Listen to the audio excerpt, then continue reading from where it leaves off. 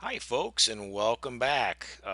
This is Pat Gage, and in this video here, we're going to talk about continuing our series on syndicating a deal step by step. We're going to talk about choosing the right entity structure.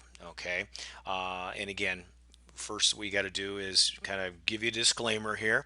Uh, kind of that's what we do. This is not an offer or to sell or solicitation of any offer to purchase an investment or security. This information relates to possible sale of real estate opportunities for qualified purchasers who have established an existing subsistence relationship, and of course I'm crucifying that, with Pat Gage and my company, the Block G Group LLC. Natural persons qualify as investors by virtue of such pre-existing relationships and also proof of business experience, income, and net worth. Basically, what I'm sharing with you is our experience, but please get a professional, hire a SEC attorney to guide you through what this process is, because again, this is regulated, as I said in the last video, by the SEC, or the Securities and Exchange Commission, and you don't need to know all of the details, but you need to know who to put on your team to make it happen. Okay, so let's talk about some definitions here. Let's talk about a definition. What are we talking about? We're talking about an entity structuring for the deal.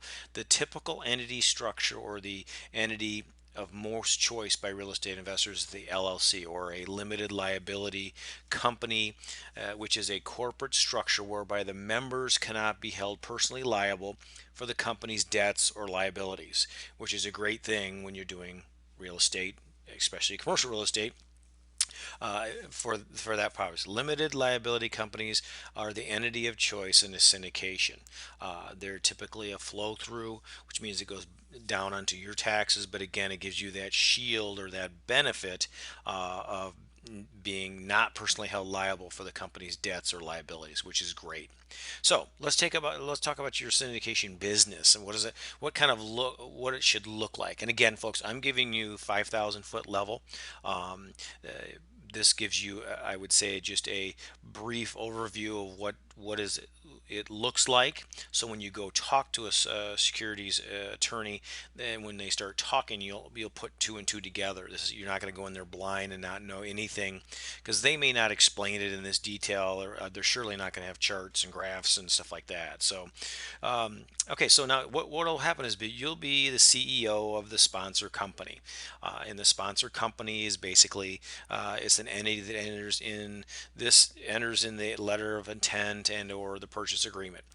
So you have an entity, let's say, like, let's take ours for example, the Block G Group, that would correlate and want to engage in a letter of an intent with a property owner.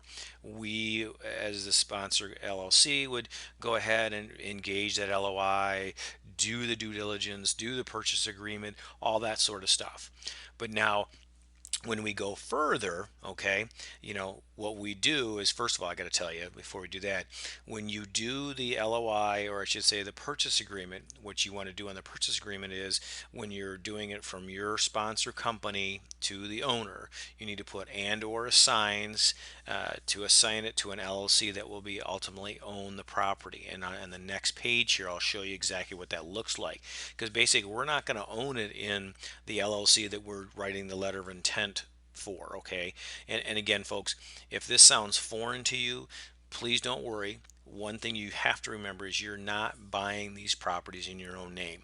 I don't want to see anybody out there putting John Smith is, talking to ABC, apartment investor 123, LLC. You're not doing these. You're doing these in entities. So your entity that you're buying or doing the LOI is whatever LLC you come up with, and it's got to be a legal LLC.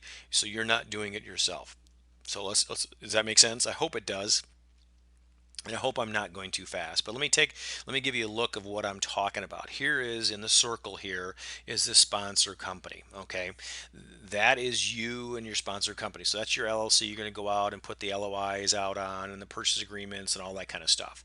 But so now when you go into, and as you can see, the management fees come down in, and as in their management services, and the management fees come back to your LLC. Now, when you purchase the one down there with a little house, it should be a building, sorry, that the Syndication LLC, that's the one that the attorney is going to create at the time or right before closing. That's going to hold the property. Okay, and that is where your investors and you, and you can see up above there, investors and you, that is where you guys will own the percentages in that LLC. I hope this kind of makes sense, and hopefully this drawing kind of makes sense to you. But this is how it is. So in the blue ring over here, up on the right corner, that's where you're going to go and do the LOIs and do your due diligence, and submit the purchase agreements. And at that time, then you engage an attorney that will then create the Syndication LLC, or the what we'd like to call a holding company, that will hold that asset. So it is totally different than the one in the blue. It's not named the same. It's typically named the street name of the property, Partners LLC, or whatever it is.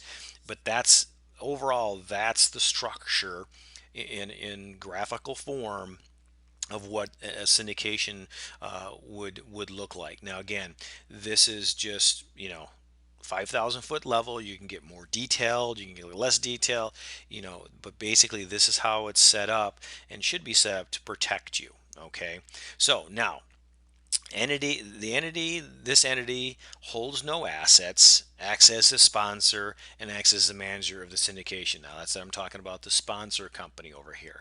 You don't hold any assets in there, again, because going back to the definition of LLC, if you had, let's say a couple homes in there and your personal residence in that sponsor company, and you engage over here and get into a lawsuit, guess what? Everything is owned by that sponsor company is subject to the lawsuit. So that's why you don't want to put any other assets into that sponsor company. That's just basically kind of what they call, quote unquote, a shell company. It doesn't hold anything. There's no assets to it because, again, you're engaging in commercial real estate. So I hope this makes sense.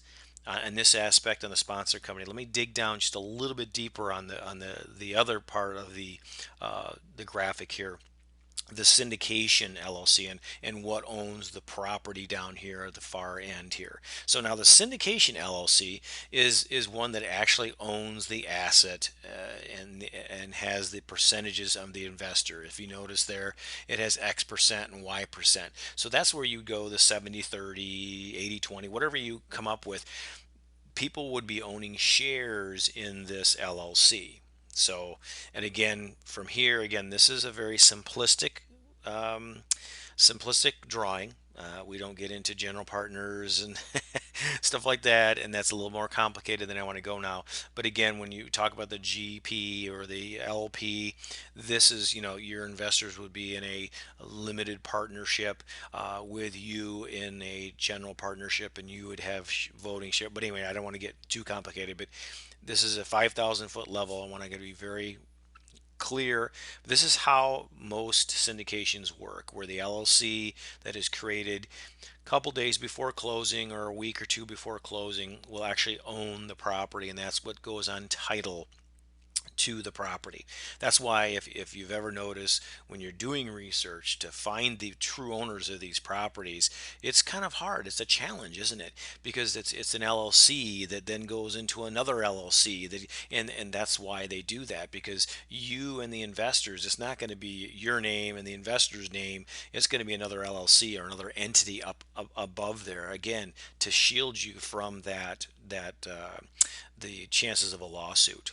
Okay, so now the X and Y is the agreed upon split, as I mentioned earlier, that you will have with your investors. Okay, so I hope that this, kind of makes sense. But really, what I want to talk to you about is, please talk to your tax advisor on how best to have your sponsor entity taxed. Okay, it's one question. Also, typically, the Syndication LLC is set up by a lawyer on your team, as I mentioned earlier. Again, this is kind of the warning, and again, I've covered it very fast and very high level, but this gives you an idea. So when you're sitting with a syndication attorney, it starts to make sense. Oh yeah, okay, great. They're not hopefully they bring out a diagram like I just showed you, but probably not. They're going to scratch it on a napkin. But again, you need to, at least have a base knowledge of this so you can go in and ask questions like, okay, are you going to create the LLC, or I am, or are we, or this, what are you charging me for, and that stuff. Okay, listen, I hope this was of good value. And again, I know it was, kind of quick, but in our next video we're going to go in deeper again on the syndicating a deal step by step, and we're going to talk about some other important aspects of this. But again, in this whole thing here, folks, just know that this is not the end all be all. This is just kind of get you started and get you going. Okay, I hope you enjoyed it. But listen, what I'd like to do is, what are we doing? What are we doing? What is Block G Group and Pat Gage doing? We're buying, and we're in buying mode right now, folks. We are purchasing and looking all over the U.S. for multifamily and self-storage properties. And we are looking for those properties in selected markets, but we just kind of want to put that out there in case you run across something. And again, how can we help you? And that's what we look at doing here at the Opportunity Creators. How can we help you? Are you buying multifamily and self-storage? Are you out there in the weeds kind of getting things moving? Have you found something that you need a JV partner on, that you would need a little extra push to get it past the finish line? Give us an email. Let us know. Let's talk. Or do you have something that you got and you want to just get a big fat referral fee for? We've done that in the past too, as well as giving people referral fees for finding stuff. And again, if it meets our criteria, and again, we can talk about that. If you do, give me an email. There's my email right there. That's my personal email, pat@opportunitycreator.com, and let's talk. Let's get on the phone and see what we got, and work out the details if we can. But right now, what you need to do, you can do that obviously, but next steps here are, sign up for our newsletter. Become part of our community. In the newsletter, again, we come out once a month with a newsletter. We don't bombard you with a whole bunch of emails and solicitations, stuff like it's usually a chore to get out one email a month. Trust me, we're busy. But sign up for that. And as well, there's my email again. Give me an email. If you see something on the newsletter, or you have something in the pipeline, want to talk about it, definitely come on, give me an email. And if you are here in southeastern Michigan, or you're traveling to this area, give me an email, and maybe we can meet for drinks or dinner. But listen, thank you very much for your time, folks. I appreciate it. I hope at least this gives you, 5,000-foot level of syndicating a deal step by step. And please look for the next video coming soon. Thank you much, folks.